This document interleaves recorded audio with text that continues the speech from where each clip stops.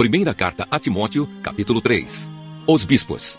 Este ensinamento é verdadeiro. Se alguém quer muito ser bispo na igreja, está desejando um trabalho excelente. O bispo deve ser um homem que ninguém possa culpar de nada. Deve ter somente uma esposa, ser moderado, prudente e simples. Deve estar disposto a hospedar pessoas na sua casa e ter capacidade para ensinar. Não pode ser chegado ao vinho nem briguento, mas deve ser pacífico e calmo. Não deve amar o dinheiro, deve ser um bom chefe da sua própria família e saber educar os seus filhos de maneira que eles lhe obedeçam com todo o respeito. Pois se alguém não sabe governar a sua própria família, como poderá cuidar da igreja de Deus? O bispo não deve ser alguém convertido há pouco tempo. Se for, ele ficará cheio de orgulho e será condenado como o diabo foi. É preciso que o bispo seja respeitado pelos de fora da igreja para que não fique desmoralizado e não caia na armadilha do diabo. Os diáconos. Do mesmo modo, os diáconos devem ser homens de palavra e sérios. Não devem beber muito vinho, nem ser gananciosos. Eles devem se apegar à verdade revelada da fé e ter sempre a consciência limpa. Primeiro devem ser provados e depois, se forem aprovados, que sirvam à igreja. A esposa do diácono também deve ser respeitável e não deve ser faladeira. Ela precisa ser moderada e fiel em tudo. O diácono deve ter somente uma esposa e ser capaz de governar bem os seus filhos e toda a sua família.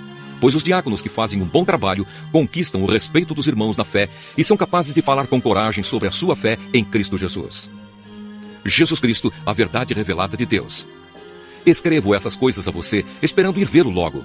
Mas, se eu demorar, esta carta vai lhe dizer como devemos agir na família de Deus, que é a igreja do Deus vivo, a qual é a coluna e o alicerce da verdade. Sem nenhuma dúvida, é grandiosa a verdade revelada na nossa religião. Essa verdade é a seguinte: ele se tornou um ser humano, foi aprovado pelo Espírito de Deus, foi visto pelos anjos, foi anunciado entre as nações, foi aceito com fé por muitos no mundo inteiro e foi levado para a glória.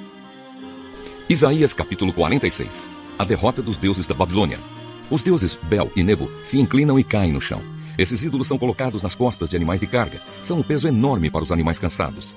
Os deuses se inclinam e caem. Eles não podem se salvar e são levados pelos inimigos. Escute, povo de Israel. Escutem, todos os descendentes de Jacó que ficaram vivos. Desde que vocês nasceram, eu os tenho carregado. Sempre cuidei de vocês. E quando ficarem velhos, eu serei o mesmo Deus. Cuidarei de vocês quando tiverem cabelos brancos. Eu os criei e os carregarei. Eu os ajudarei e salvarei. Com quem é que vocês podem me comparar? Quem é parecido comigo? A gente que pega uma boa porção do seu ouro e uma enorme quantidade da sua prata e paga um ourives para que com esse ouro e com essa prata ele faça um Deus. E depois se ajoelham diante desse Deus e o adoram. Então carregam a imagem nas costas e a colocam no seu lugar. E ali ela fica, sem poder se mexer. Se pedirem socorro à imagem, ela não atende. Ela não pode livrá-los das suas dificuldades. Pecadores, lembrem disso. Pensem bem e tenham juízo. Lembrem do que aconteceu no passado e reconheçam que só eu sou Deus, que não há nenhum outro como eu. Desde o princípio, anunciei as coisas do futuro. Há muito tempo, eu disse o que ia acontecer. Afirmei que o meu plano seria cumprido, que eu faria tudo o que havia resolvido fazer. Estou chamando um homem para que venha do Oriente. De um país distante, ele vem rápido como uma águia para fazer o que eu ordeno. Vou cumprir o que prometi. Vou fazer o que planejei. Gente teimosa, escute aqui.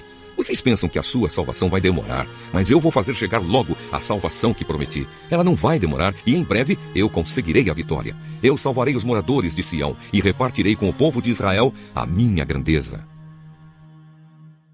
Isaías capítulo 47. Babilônia é conquistada.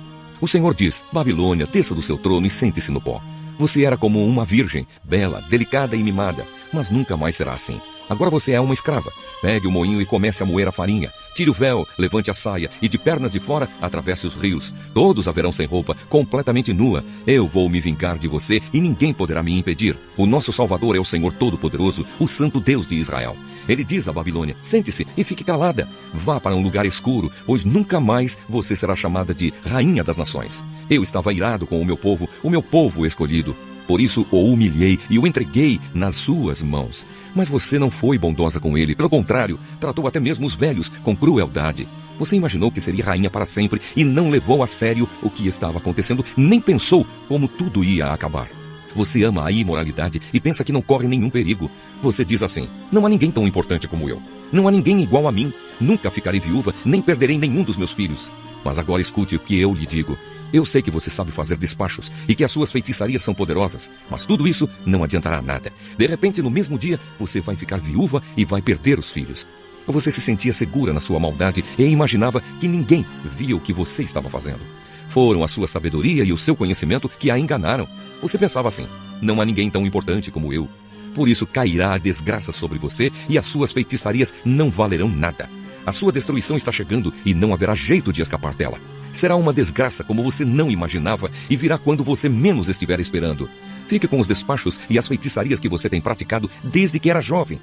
É possível que eles a ajudem e que com eles você assuste os seus inimigos. Apesar de todos os conselheiros que tem, você não poderá escapar. Que os seus astrólogos se apresentem e a ajudem. Eles estudam o céu e ficam olhando para as estrelas a fim de dizer, todos os meses, o que vai acontecer com você. Pois eles são como palha. O fogo os destruirá e eles não poderão se salvar. Pois este não é um foguinho daqueles que a gente faz para se esquentar, sentando-se bem perto dele. É isso o que acontecerá com seus adivinhos, com os quais você tem lidado toda a sua vida. Todos eles irão embora, cada um seguindo o seu próprio caminho. Nenhum deles poderá salvar você.